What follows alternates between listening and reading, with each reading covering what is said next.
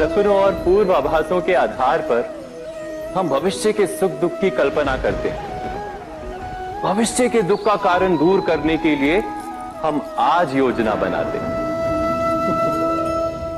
किंतु कल के संकट को आज निर्मूल करने से हमें लाभ मिलता है या हानि पहुंचती है, ये प्रश्न हम कभी नहीं करते। सत्य तो ये है कि संकट और उसका निवारण साथ जन से, व्यक्ति के लिए भी और सृष्टि के लिए भी। नहीं, आप अपने भूतकाल का स्मरण कीजिए, इतिहास को देखिए, आप तुरंत ही ये जान पाएंगे कि जब जब संकट आता है तब तब उसका निवारण करने वाली शक्ति भी जन्म लेती है। यही तो जगत का चलन है। वस्तुतः संकट ही शक्ति के जन्म का कारण है। प्रत्येक व्यक्ति जब संकट से निकलता है तो एक पद आगे बढ़ा होता है, अधिक चमकता है, आत्मविश्वास से अधिक भरा होता है, न केवल अपने लिए अपितु विश्व के लिए भी। क्या ये सत्य नहीं? वास्तव में संकट का जन्म है एक अवसर का जन्म, अपने आप को बदलने का, अपने विचारों को ऊंचाई पर करने का अवसर, अपनी आत्मा को बलवान और ज्ञान मंडित बनाने का अवसर। जो ये कर पाता है उसे कोई संकट नहीं होता, किंतु जो ये नहीं कर पाता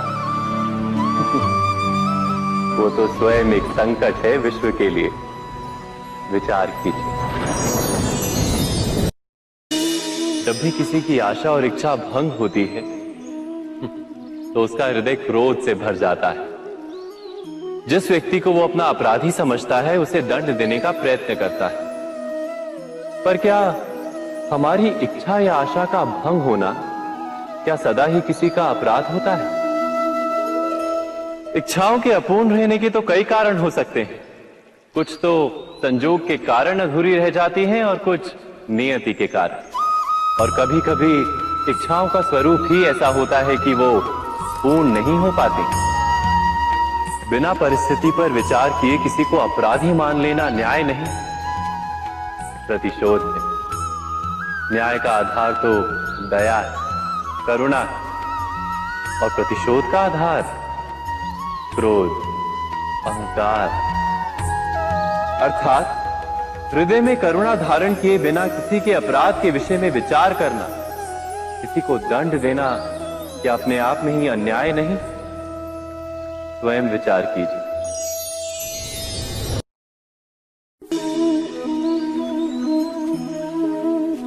सबके जीवन में ऐसा प्रसंग अवश्य आता है कि सत्य कहने का निश्चय होता है हृदय में, किंतु मुख से सत्य निकल नहीं पाता। कोई भय मन को घेर लेता है। किसी घटना अथवा प्रसंग के बारे में बात करना या फिर स्वयं से कोई भूल हो जाए उसके बारे में कुछ बोलना, क्या ये सत्य है? नहीं, ये तो केवल तथ्य है। अर्थात जैसा हुआ था वैसा केवल बोल देना सामान्य सी बात है। किंतु कभी कभी उस तथ्य को बोलते हुए भी भय लगता है। कदाचित किसी दूसरे की भावनाओं का विचार आता है मन, दूसरे को दुख होगा ये भय भी शब्दों को रोकता है। तो ये सत्य क्या है? क्या हमने कभी विचार किया है? जब भय रहते हुए भी कोई तथ्य बोलता है तो वो सत्य कहलाता है। वास्तव में सत्य कुछ और नहीं, केवल निर्भयता का दूसरा नाम है। और निर्भय होने का कोई समय नहीं होता, क्योंकि निर्भयता आत्मा का स्वभाव है। अर्थात क्या प्रत्येक क्षण सत्य बोलने का क्षण नहीं होता?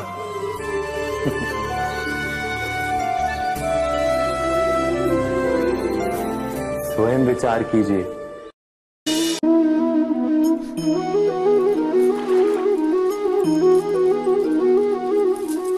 पिता सदा ही अपने संतान के सुख की कामना करते हैं, उनके भविष्य की, चिंता करते रहते हैं।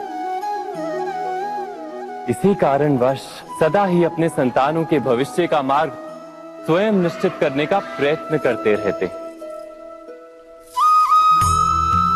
जिस मार्ग पर पिता स्वयं चला है, जिस मार्ग के कंकर पत्थर को स्वयं देखा है, मार्ग की छाया, मार्ग की धूप को स्वयं जाना है, उसी मार्ग पर उसका पुत्र भी चले, यही इच्छा रहती है हर पिता की। निस्संदेह उत्तम भावना है ये, किंतु 3 प्रश्नों के ऊपर विचार करना हम भूल ही जाते हैं। कौन से प्रश्न? प्रथम प्रश्न, क्या समय के साथ प्रत्येक मार्ग बदल नहीं जाते? क्या समय सदा ही नई चुनौतियों को लेकर नहीं आता? तो फिर बीते हुए समय के अनुभव नई पीढ़ी को किस प्रकार लाभ दे सकते हैं? दूसरा प्रश्न, क्या प्रत्येक संतान अपने माता पिता की छवि होता है? हाँ, संतानों को संस्कार तो अवश्य माता पिता देते हैं, किंतु भीतर की क्षमता तो ईश्वर देते हैं। तो जिस मार्ग पर पिता को सफलता मिली है, विश्वास है कि उसी मार्ग पर उसकी संतानों को भी सफलता और सुख प्राप्त होगा। तीसरा प्रश्न, क्या जीवन के संघर्ष और चुनौतियां लाभकारी नहीं होती? क्या प्रत्येक नया प्रश्न एक नए उत्तर का द्वार नहीं खोलता? तो फिर संतानों को नए नए प्रश्नों, संघर्षों और चुनौतियों से दूर रखना, ये उनके लिए लाभ करना कहलाएगा या हानि पहुंचाना? अर्थात जिस प्रकार संतान के भविष्य का निर्माण करने के बदले उसके चरित्र का निर्माण करना श्रेष्ठ है, वैसे संतानों के जीवन का मार्ग निश्चित करने के बदले उन्हें नए संघर्षों के साथ जूझने के लिए मनोबल व ज्ञान देना अधिक लाभदायक नहीं होगा? स्वयं विचार कीजिए।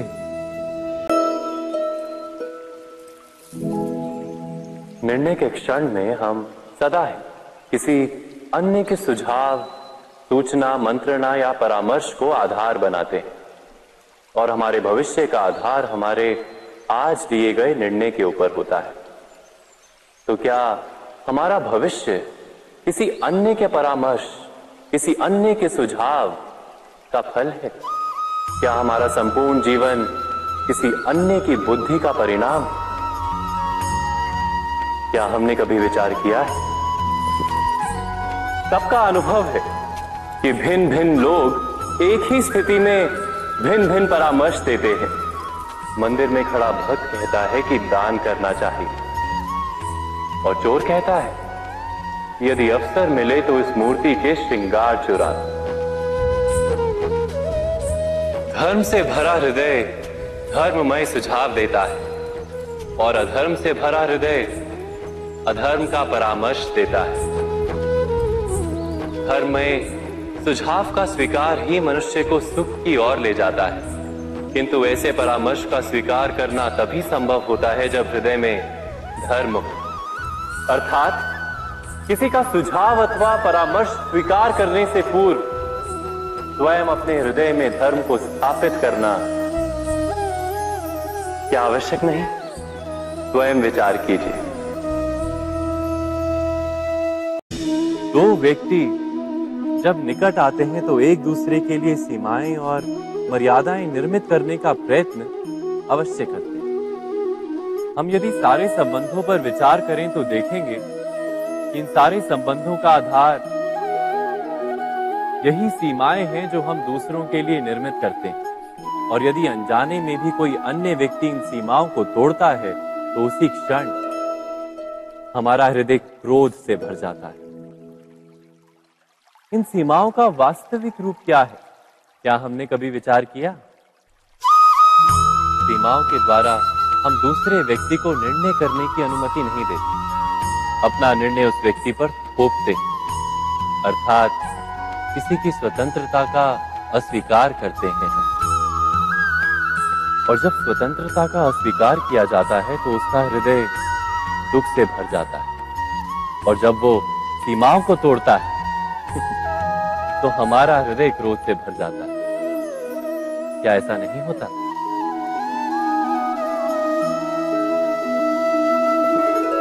पर यदि एक दूसरे की स्वतंत्रता का सम्मान किया जाए तो किसी मर्यादाओं या सीमाओं की आवश्यकता ही नहीं होती। अर्थात जिस प्रकार स्वीकार किसी संबंध का देह है, क्या वैसे ही स्वतंत्रता किसी संबंध की आत्मा नहीं? स्वयं विचार कीजिए।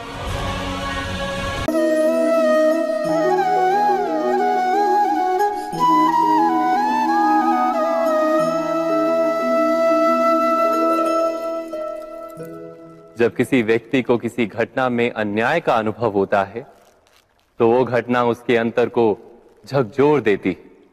समस्त जगत उसे अपना शत्रु प्रतीत होता है। अन्याय लगने वाली घटना जितनी बड़ी होती है, मनुष्य का हृदय भी उतना ही अधिक विरोध करता है। उस घटना के उत्तर में वो न्याय मांगता है और ये योग्य भी है। वास्तव में समाज में किसी भी प्रकार का अन्याय व्यक्ति की आस्था और विश्वास का नाश है। किंतु ये न्याय क्या है? न्याय का अर्थ क्या है? अन्याय करने वाले को अपने कार्य पर पश्चाताप हो और अन्याय भुगतने वाले के मन में फिर से विश्वास जगे समाज के प्रति। इतना ही अर्थ है ना न्याय का। किंतु जिसके हृदय में धर्म नहीं होता, वो न्याय को छोड़कर बैर और प्रतिशोध को अपनाता है। हिंसा के बदले प्रतिहिंसा की भावना लेकर चलता है। स्वयं भोगी हुई पीड़ा से कहीं अधिक पीड़ा देने का प्रयत्न करता है और इस मार्ग पर चलते अन्याय को भुगतने वाला स्वयं अन्याय करने लगता है। शीघ्र ही वो अपराधी बन जाता है। अर्थात न्याय और प्रतिशोध के बीच बहुत कम अंतर होता है और इसी अंतर का नाम है धर्म। क्या ये सत्य नहीं? स्वयं विचार कीजिए।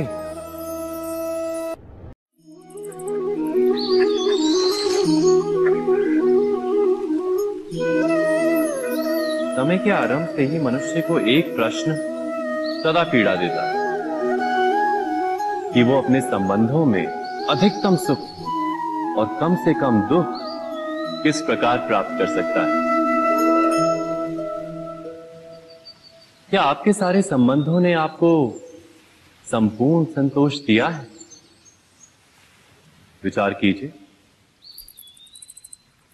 हमारा जीवन संबंधों पर आधारित, हमारी सुरक्षा संबंधों पर आधारित। इसी कारण हमारे जीवन के सारे सुखों का आधार भी संबंध है। किंतु फिर भी हमें संबंधों में ही अधिकतर दुख क्यों प्राप्त होते हैं? सदा ही संघर्ष भी संबंधों से ही उत्पन्न क्यों हो जाते हैं? कभी विचार किया है?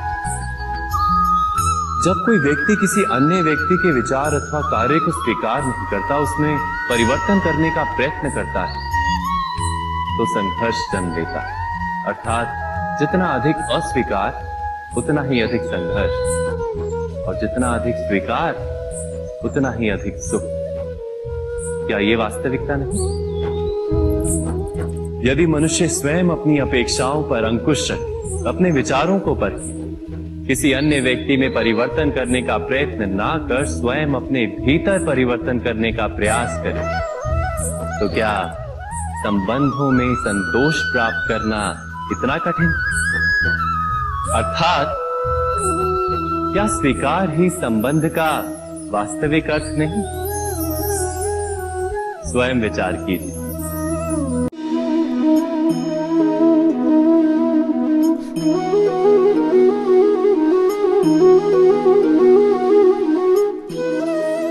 जीवन का हर क्षण निर्णय का क्षण होता है।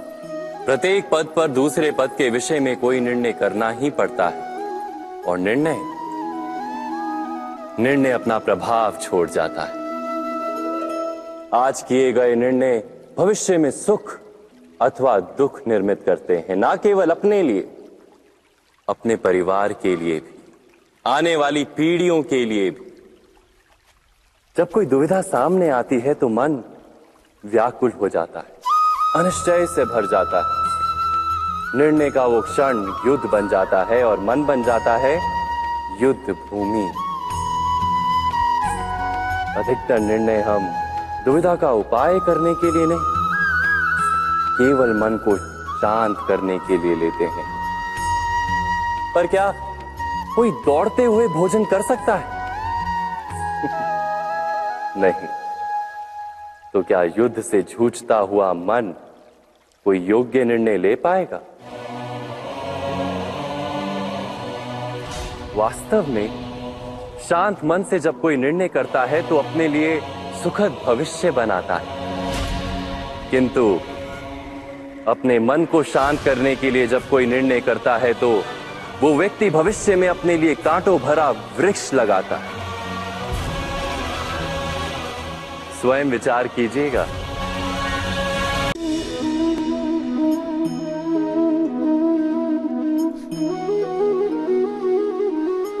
जगत में प्रत्येक व्यक्ति को किसी ना किसी प्रकार की निर्बलता अवश्य होती है। जैसे कोई बहुत तेजी से दौड़ नहीं पाता तो कोई अधिक भार नहीं उठा पाता, कोई असाध्य रोग से पीड़ित रहता है तो कोई पढ़े हुए पाठों को स्मरण में नहीं रख पाता। ऐसे अनेकों उदाहरण और भी हैं।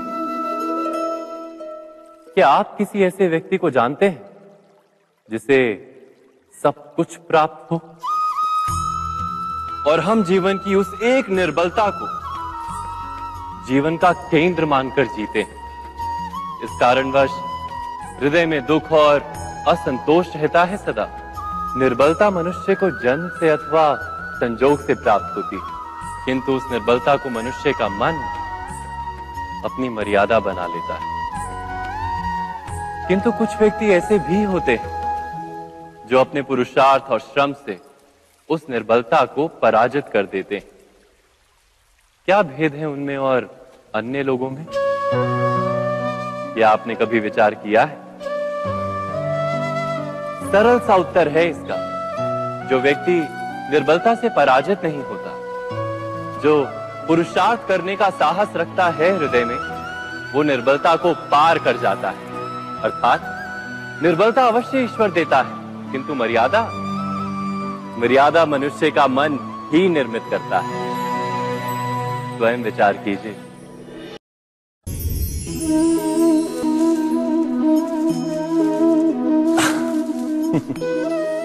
मनुष्य के सारे संबंधों का आधार है अपेक्षा। पति कैसा हो जो मेरा जीवन सुख और सुविधा से भर दे? पत्नी कैसी हो जो सदैव मेरे प्रति समर्पित रहे? संतान कैसी हो जो मेरी सेवा करे, मेरा आदेश माने?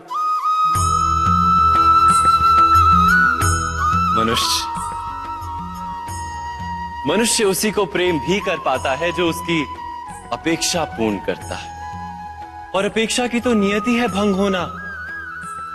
कैसे? क्योंकि अपेक्षा मनुष्य के मस्तिष्क में जन्म लेती है। कोई अन्य व्यक्ति उसकी अपेक्षाओं के बारे में जान ही नहीं पाता। पूर्ण करने की प्रामाणिक इच्छा हो तब भी कोई मनुष्य किसी की अपेक्षाओं को पूर्ण नहीं कर पाता, और वहां से जन्म लेता है संघर्ष। सारे संबंध संघर्ष में परिवर्तित हो जाते।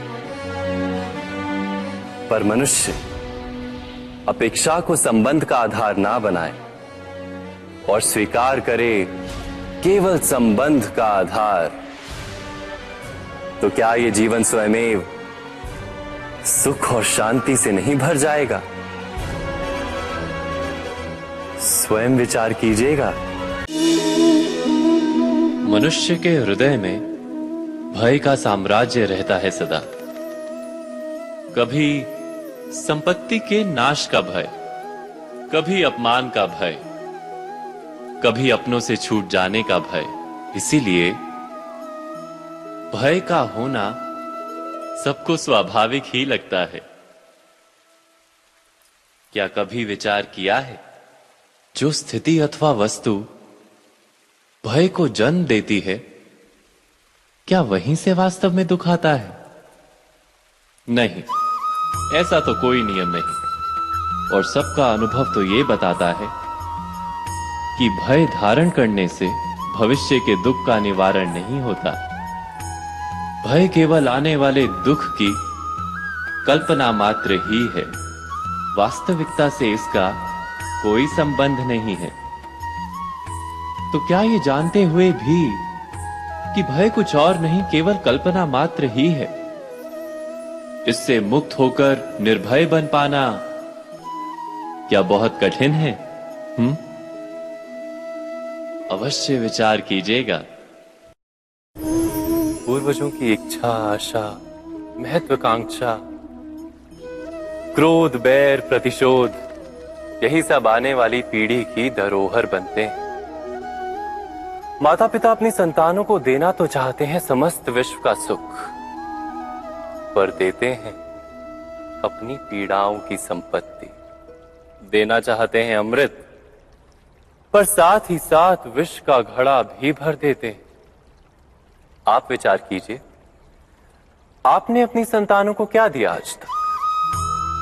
अवश्य प्रेम, ज्ञान, संपत्ति आदि दिए, पर क्या साथ ही साथ उनके मन को मैल से भर देने वाले पूर्व ग्रह नहीं दिए? अच्छे बुरे की पूर्व निर्धारित व्याख्याएं नहीं दी?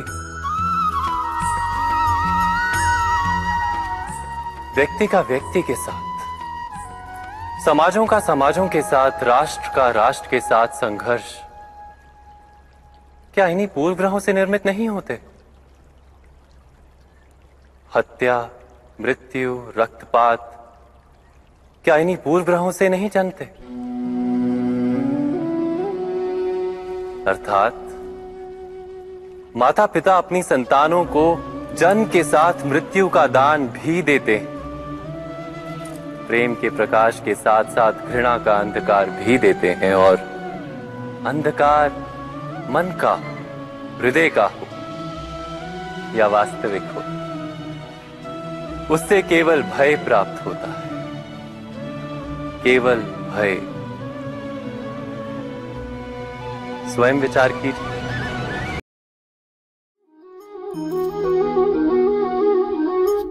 भविष्य का दूसरा नाम है संघर्ष। हृदय में आज इच्छा होती है और यदि पूर्ण नहीं हो पाती तो हृदय भविष्य की योजना बनाता है। भविष्य में इच्छा पूर्ण होगी ऐसी कल्पना करता रहता है, किंतु जीवन ना तो भविष्य में है ना अतीत में। जीवन तो इस क्षण का नाम, अर्थात इस क्षण का अनुभव ही जीवन का अनुभव। पर हम ये जानते हुए भी इतना सा सत्य समझ नहीं पाते। या तो हम बीते हुए समय के स्मरणों को घेर कर बैठे रहते हैं, या फिर आने वाले समय के लिए हम योजनाएं बनाते रहते हैं, और जीवन जीवन बीत जाता है।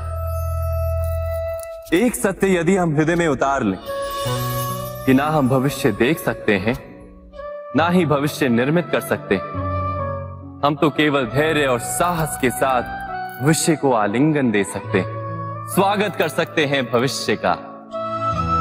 तो क्या जीवन का हर पल जीवन से नहीं भर जाएगा?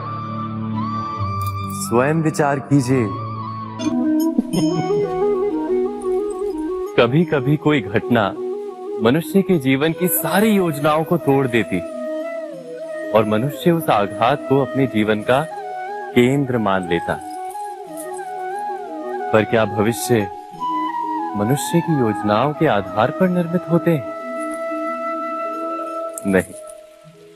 जिस प्रकार किसी ऊंचे पर्वत पर सर्वप्रथम चढ़ने वाला उस पर्वत की तलाई में बैठकर जो योजना बनाता है, क्या वही योजना उसे उस पर्वत की चोटी तक पहुंचाती है? नहीं। वास्तव में वो जैसे जैसे ऊपर चढ़ता है वैसे वैसे उसे नई नई चुनौतियां, नई नई विडंबनाएं, नए नए अवरोध मिलते हैं। प्रत्येक पद पर वो अपने अगले पद का निर्णय करता है। प्रत्येक पद पर उसे अपनी योजनाओं को बदलना पड़ता है। कहीं पुरानी योजना उसे खाई में ना ढकेल दे। वो पर्वत को अपने योग्य नहीं बना पाता, केवल स्वयं को पर्वत के योग्य बना सकता है। क्या जीवन के साथ भी ऐसा ही नहीं? जब मनुष्य जीवन में किसी एक चुनौती को, एक अवरोध को अपने जीवन का केंद्र मान लेता है, अपने जीवन की गति को ही रोक देता है, तो वो अपने जीवन में सफल नहीं बन पाता और ना ही सुख और शांति प्राप्त कर पाता। अर्थात जीवन को अपने योग्य बनाने के बदले स्वयं अपने को जीवन के योग्य बनाना ही सफलता और सुख का एकमात्र मार्ग नहीं? स्वयं विचार कीजिए।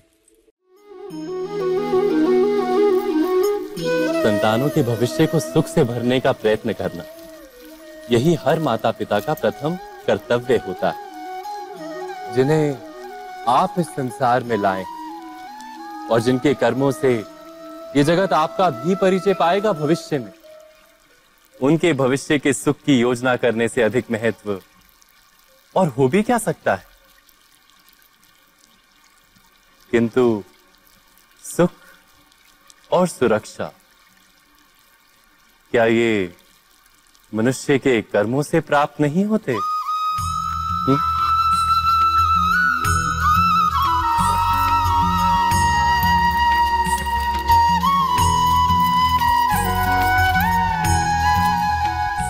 माता पिता के दिए हुए अच्छे या बुरे संस्कार, उनकी दी हुई योग्य अथवा अयोग्य शिक्षा, क्या आज के सारे कर्मों का मूल नहीं? संस्कार और शिक्षा से बनता है मनुष्य का चरित्र। अर्थात माता पिता अपनी संतानों का जैसा चरित्र बनाते हैं, ऐसा ही बनता है उनका भविष्य। किंतु फिर भी अधिकतर माता पिता अपनी संतानों का भविष्य सुरक्षित करने की चिंता में उनका चरित्र निर्माण का कार्य भूल ही जाते हैं। वस्तुतः जो माता पिता अपनी संतानों के भविष्य की चिंता करते हैं, उनकी संतानों को कोई लाभ नहीं होता। किंतु जो माता पिता अपने संतानों के भविष्य की नहीं, उनके चरित्र का निर्माण करते हैं, उन संतानों की प्रशस्ति समस्त संसार करता है। स्वयं विचार कीजिए।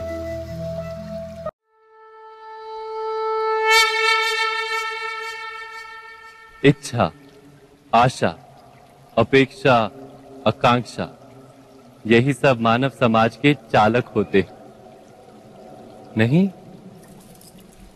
यदि कोई आपसे पूछे कि आप कौन, तो आपका उत्तर क्या होगा? विचार कीजिए।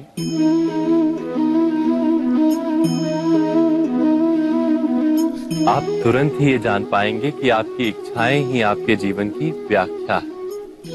कुछ पाने से मिली सफलता, कुछ ना पाने से मिली निष्फलता ही आपका परिचय। अधिकतर लोग ऐसे जीते हैं कि स्वयं भीतर से मरते रहते हैं, किंतु अपनी इच्छाओं को नहीं मार पाते। इच्छाएं उन्हें दौड़ाती हैं जिस प्रकार मृगतृष्णा मृग को दौड़ाती। परंतु इन्हीं इच्छाओं के गर्भ में ही ज्ञान का प्रकाश भी। कैसे? जब इच्छाएं अपूर्ण रहती और टूटती, तब वहीं से ज्ञान की किरण प्रवेश करती है मनुष्य के हृदय।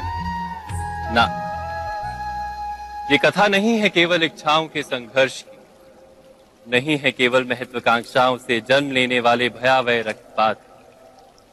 ये कथा है इच्छाओं के गर्भ से उदित होते हुए ज्ञान की।